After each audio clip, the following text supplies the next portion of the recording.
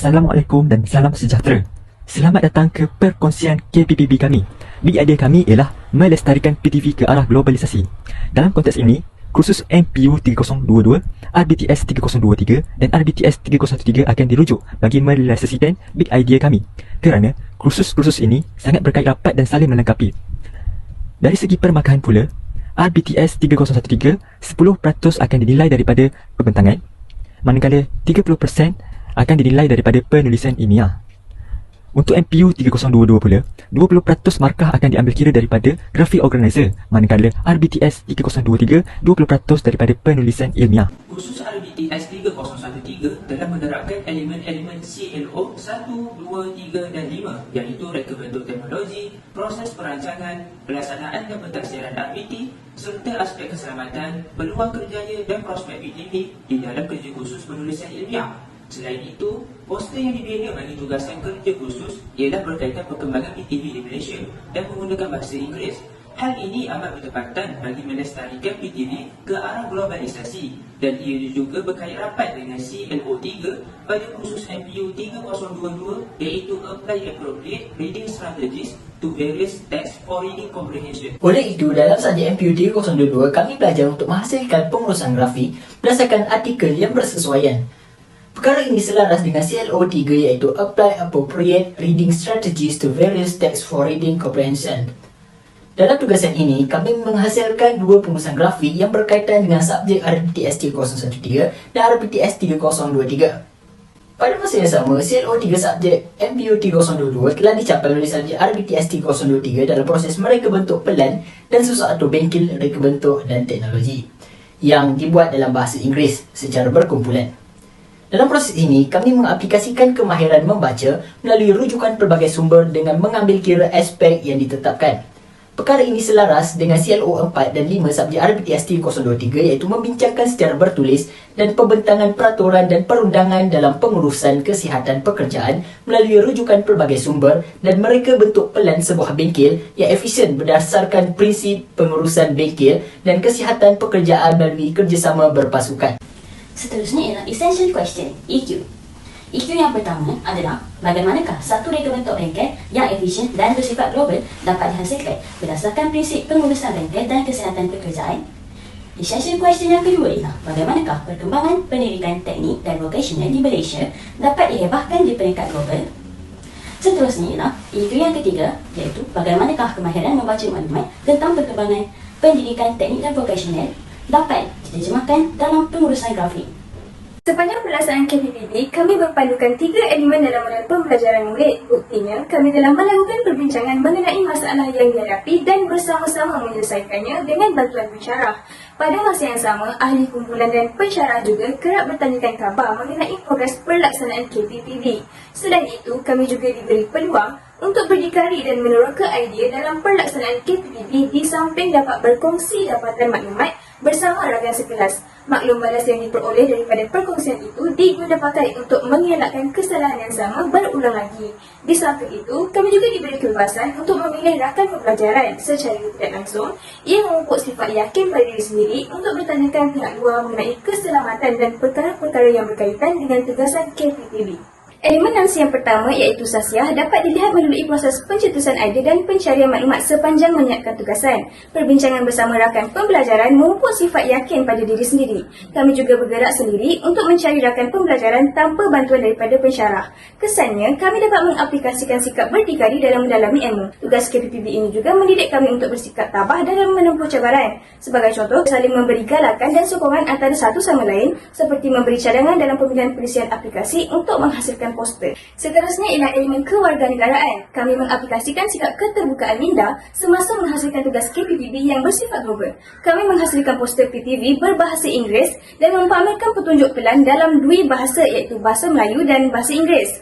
Kesannya, poster dan pelan ini dapat difahami dan ditafsir di peringkat global. Kami juga telah memuatnai video pembentangan poster RBTS 3013 dan pembentangan slide RBTS 3023 di YouTube untuk mendedahkan lagi PTV di peringkat global dan memberi ruang kepada semua pihak untuk menonton pembentangan pada masa lapang bagi mereka yang selalu sibuk dengan pekerjaan harian. Sepanjang menghasilkan tugasan KPPB, kami juga mengamalkan elemen kolaboratif di mana kami saling bergantung dan saling bersinergi sesama ahli kumpulan. Sebagai contoh, kami telah membahagikan tugas mengikut kepakaran masing-masing seperti wakil pencarian maklumat dan wakil pengurusan teknologi. Kami juga sering melaksanakan perbincangan kumpulan secara tidak formal melalui WhatsApp, Telegram dan email untuk menghasilkan kata sepakat yang berkualiti dan membincangkan masalah dan jalan penyelesaian yang terbaik. Elemen 6C yang keempat ialah komunikasi, iaitu melalui proses komunikasi yang berkesan antara pelbagai pihak. Siswa-siswi guru mampu diwujudkan melalui platform fizikal seperti ahli keluarga dan digital. Lepas tu yang kedua dekat store tu, dekat store ada almari simpan barang apa yang dekat tepi tingkap tu. Aku rasa yang tu kena ubah bintang lain, kalau tidak dia akan tutup tingkap tu. Lepas tu dah. Perbincangan secara dalam talian merupakan salah satu media komunikasi yang berkesan dan mampu disebar luas dan menghasilkan idea dan ilham dalam menyiapkan tugasan KPPB ini. Seterusnya ialah elemen kreativiti. Para siswa guru dapat mengaplikasikan prinsip kreativiti dan seperti menyediakan plan bengkel yang efisien.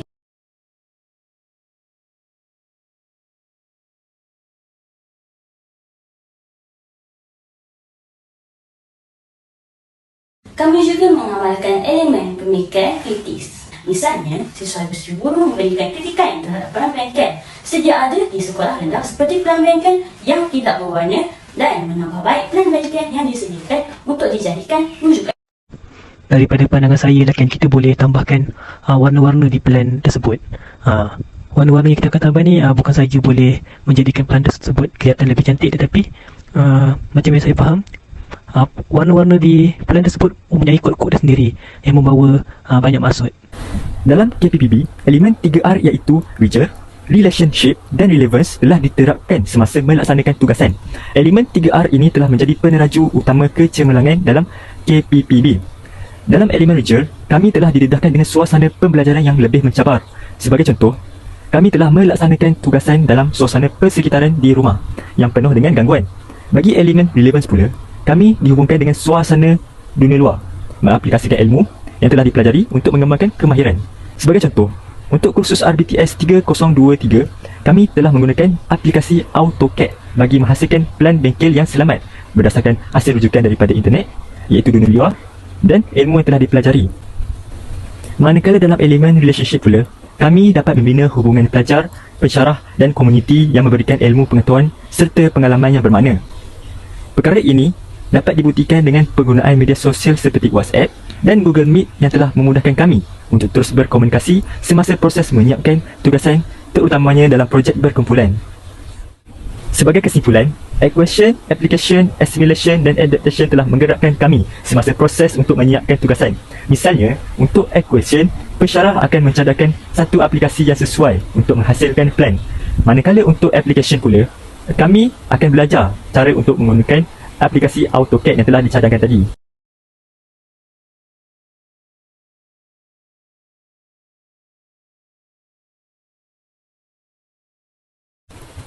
Untuk assimilation, kami akan menggunakan ilmu yang diperoleh untuk menghasilkan plan dengan menggunakan AutoCAD tersebut. Dan untuk adaptation pula, kami telah menghasilkan dua e-book seperti e-book untuk plan bengkel dan e-book untuk poster PTV untuk memberikan perkongsian kepada pelajar yang lain.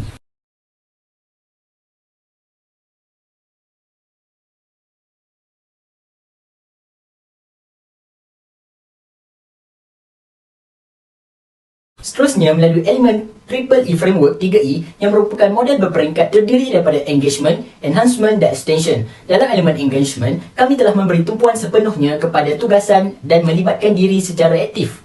Contohnya, Google Meet yang dijalankan sesama rakan untuk menjalankan kerja khusus mereka bentuk pelan bengkel adalah berasaskan elemen kolaboratif.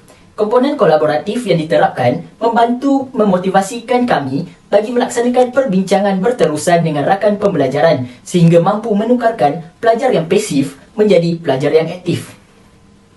Seterusnya, melalui elemen enhancement, kami mampu mengembangkan pemahaman kandungan serta mampu memahami sesuatu topik dengan mudah serta mempamerkan kefahaman terhadap matlamat pembelajaran yang tidak dapat dilakukan secara tradisional. Buktinya, kami memperoleh artikel melalui penerokaan maklumat yang dilaksanakan di dalam internet tanpa memerlukan rujukan di dalam pusat sumber. Melalui elemen extension pula, kami mampu meneroka kandungan maklumat secara mendalam di luar bilik darjah sehingga mampu mewujudkan hubungan dengan pengalaman kehidupan harian. Sebagai contoh, melalui temubual yang dibuat dengan pihak luar, kami merekod dan memuat naiknya ke dalam YouTube. Melalui sebar luas itu, kami memperoleh komen penambahbaikan yang perlu dibuat semasa menjalankan kerja khusus. Terdapat beberapa pihak yang terlibat berperanan sebagai rakan pembelajaran kami dalam KPPB ini.